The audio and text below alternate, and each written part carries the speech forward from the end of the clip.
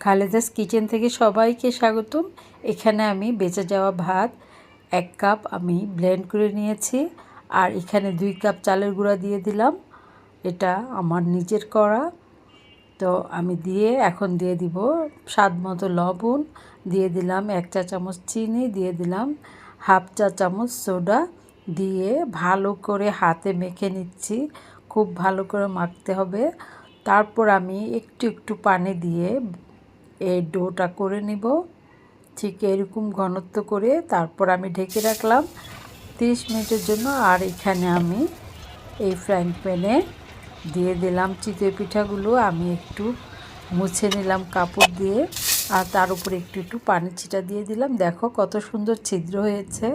আর পিঠাগুলো কিন্তু অনেক সফট হয়েছিল, যেহেতু এখানে ভাত দেওয়া হয়েছে, সোডা দেওয়া হয়েছে, তো অনেক ভালো লেগেছে। আর আমি গরম গরম এই পিঠা আমি বুটের ডাল দিয়ে সার্ভ করেছি। তো পিঠা আমার অনেক বেশি ভালো লাগে। আমি পিঠা প্রেমিক। আমি যখন তখনই পিঠা বানিয়ে খেতে আমার ভালো লাগে। শীত আসবে পিঠা খাবো, সেই অপেক্ষা কখনো করি না। তো তোমাদের কেমন লাগে বলো, অবশ্যই কমেন্ট করে জানাবে। সবাই অনেক অনেক ভালো থেকো। আল্লাহ হাফেজ।